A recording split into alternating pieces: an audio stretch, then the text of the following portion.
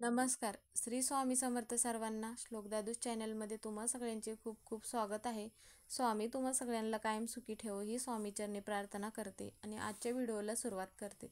तर आजचा व्हिडिओ असा आहे की आता उद्यापासून मार्गशीर्ष महिना चालू होणार आहे. तर मग ह्या महिन्यामध्ये पूर्ण महिनाभर अशा कोणत्या वस्तू आहेत ज्यामुळे आपण खाल्ल्यामुळे आपल्या घराला दारिद्र्य निर्माण होते किंवा पैशाच्या अडचणी निर्माण होतात. माता लक्ष्मी आपल्या घरातून काढता पाय घेते हे 99% महिलांना माहिती नसतं.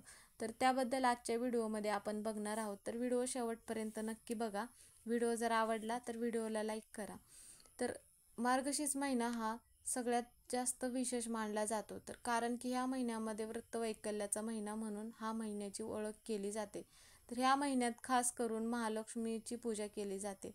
तर मग ह्या महिन्यामध्ये प्रत्येक गुरुवारी विधियुक्त आपण महिला पूजा वगैरे करतात आणि मग उपवास वगैरे करून मग संध्याकाळी लक्ष्मी मातेची आरती वगैरे करून मग उपवास सोडतात.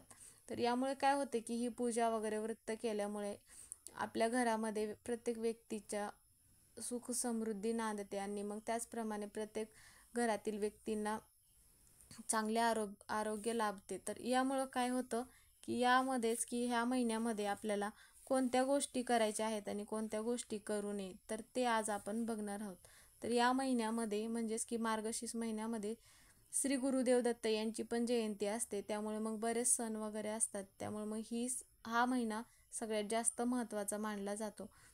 तर या महिन्यामध्ये श्रीकृष्णाची पूजा किंवा सेवा केल्यामुळे आपल्या घरावरती मग भगवान श्रीकृष्णाची कृपा कायम राहते. तर मग ह्या महिन्यात दररोज आपल्याला श्रीकृष्णाला तुळशीपत्र अर्पण करायचे आहे. तर दररोज श्रीकृष्णाला म्हणजेच की पूजा वगैरे करायची आहे. तुळशीची पानं अर्पण करायची आहे. प्रसाद जे पण काय तुम्ही बनवसाल ते प्रसाद म्हणून ठेवायचा आहे. म्हणजे पूर्ण मार्गशीर्ष महिना संपेपर्यंत दररोज आपल्याला ह्या श्रीकृष्णाच्या सेवा करायच्या आहेत. विष्णू सहस्त्रनाम किंवा भागवत गीता जे पण आपल्याला पठण करणं शक्य होतं. तुम्हाला पठण करणं जर नाही शक्य झालं तर तुम्ही मोबाईलवर पण लावू शकता. तर या महिन्यामध्ये श्रीहरी, श्रीकृष्ण, माता लक्ष्मीची पूजा करायची आहे दररोज. तर या महिन्यात काय होतं की गुरुवारी भगवान विष्णू आणि माता लक्ष्मीची पूजा करावी. मार्गशीर्ष महिन्यात माता लक्ष्मी पृथ्वीवर येते आणि ज्या घरात माता लक्ष्मीची विधिवत पूजा केली जाते तेथे माता लक्ष्मी त्या घरामध्ये वास करते. म्हणजेच की त्या घरातील पैशाच्या अडचणी म्हणा, अजून कोणत्या अडचणी असतील त्या अडचणी दूर होण्यास मदत होते. आपण जर माता लक्ष्मीची विधिवत पूजा केली तर घरामध्ये सुख समृद्धी ऐश्वर्य प्राप्त होते. मग अशा कोणत्या गोष्टी आहेत ज्या की आपण खाल्ल्यामुळे आपल्या घराला म्हणजेच की दारिद्र्य लाभते. तर सगळ्यात पहिली गोष्ट म्हणजे आपण चुकूनही महिनाभर मांसाहार करू नये.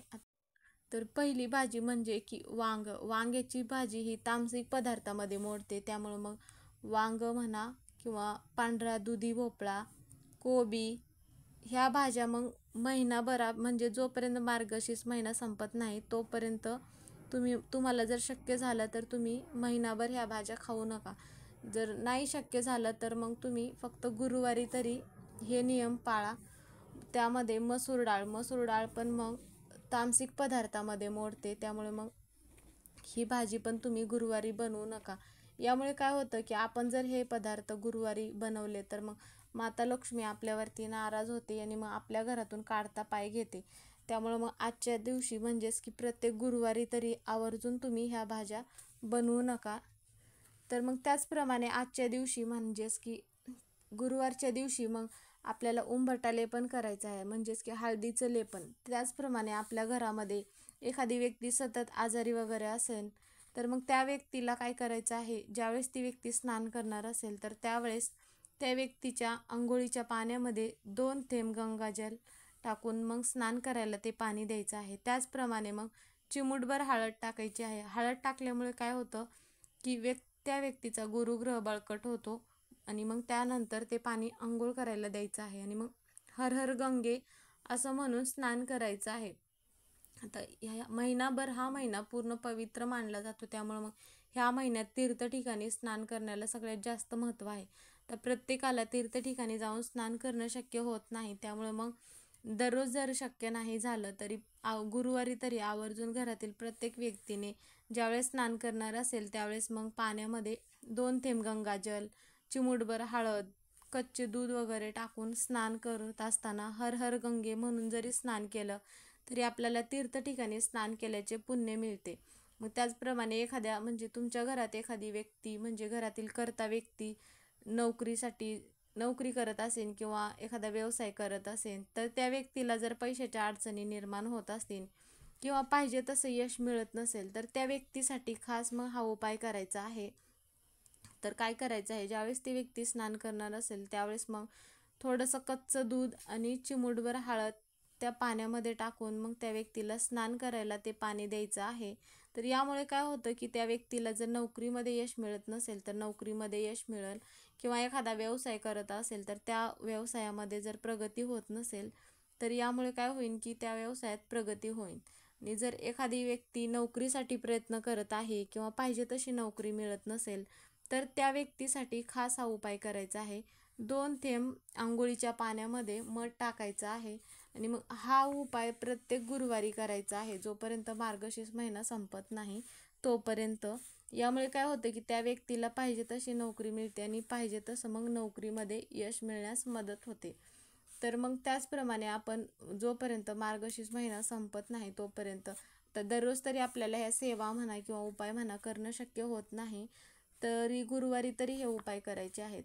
तर मग हा उपाय तुळशी मातेला करायचा आहे. तर तुळशी मातेला कच्चं दूध आणि थोडीशी त्यामध्ये हळद टाकून मग तुळशी मातेला अर्पण करायचं आहे. आणि मग ज्यावेळेस तुम्ही तुळशी मातेला हे अर्पण करणार आहात त्यावेळेस मग एक दिवा प्रज्वलित करायचा आहे तुपाचा तुळशी मातेला. आणि मग त्यानंतर ओम नमो भगवते वासुदेवाय नमः हा मंत्र म्हणायचा आहे. म्हणजे जिथे तुमची तुळशी माता आहे तिथेच बसून मग हा मंत्र म्हणायचा आहे. आणि मग त्यानंतर काय करायचं आहे, तुमची जी पण काही इच्छा असेल, तर तुमच्या घरात म्हणा पैशाची अडचण निर्माण होत असेल किंवा तुमच्या घरातील एखादी व्यक्ती सतत आजारी असेल किंवा एखादा व्यवसाय करत आहे व्यक्ती पण यश मिळत नाही, जी पण काही इच्छा असेल ती तुळशी मातेला इच्छा सांगायची आहे. आणि मग त्यानंतर हा जो उपाय आहे तर हा उपाय पूर्ण महिनाभर दररोज न करता तुम्ही प्रत्येक गुरुवारी जरी केलात तरी मग तुमच्या ज्या पण काय अडचणी आहेत त्या अडचणी दूर होण्यास मदत होते. तर मग हा महिना पवित्र मानला जातो. कोणत्या रूपामध्ये माता लक्ष्मी आपल्या घरी येईन, ही माता लक्ष्मी आल्यानंतर म्हणजेच की कोणीही आपल्या दारामध्ये एखादी व्यक्ती आली तर त्या व्यक्तीला रिकामे न पाठवता कोणीही काय मागायला वगैरे आलं तर कमीत कमी अन्नदान किंवा पाणी वगैरे जरी मागितलं तरी पण त्या व्यक्तीला आवर्जून द्या. कारण की आपण ज्यावेळेस मार्गशीर्ष म्हणजेच की प्रत्येक गुरुवारचा उपवास करून पूजा वगैरे करतो, त्यामध्येच माता लक्ष्मी कोणत्या रूपात आपल्या घरात म्हणजे आपल्या दारात येईल ते सांगता येत नाही. म्हणून घरात एखादी दारामध्ये आपल्या एखादी महिला जर आली तर त्या महिलाची आवर्जून ओटी भरायची आहे. आणि मग गाय म्हणा कुत्रा म्हणा जर आपल्या दारात आले तर त्यांना रिकामं न पाठवता चपाती वगैरे काही पण फळ वगैरे जे पण काय असेल तुमच्याकडे ते तुम्ही खायला आवर्जून द्या. तर हा महिना पूर्ण पवित्र असतो, त्यामुळे मग केळीच्या झाडाची पूजा करायची आहे. तसेच औदुंबराची पूजा करायची आहे. काय होतं की औदुंबराच्या झाडाखाली श्री गुरुदेव दत्त यांचा वास असतो, कारण या महिन्यात श्री गुरुदेव दत्त यांची जयंती असते. म्हणून मग औदुंबराच्या झाडाखाली दिवा लावायचा आहे तुपाचा. आणि मग तुम्हाला दररोज जर शक्य नाही झालं तर प्रत्येक गुरुवारी तरी आवर्जून मग औदुंबराच्या वृक्षाखाली तुपाचा दिवा लावून मग 11 प्रदक्षिणा घालायच्या आहेत. आणि श्री गुरुदेव दत्त या नामाचा मग मंत्र जप करायचा आहे. तर आजचा हा व्हिडिओ इथेच संपला. व्हिडिओ कसा वाटला कमेंट करून नक्की सांगा. व्हिडिओ जर आवडला तर व्हिडिओला लाईक करा.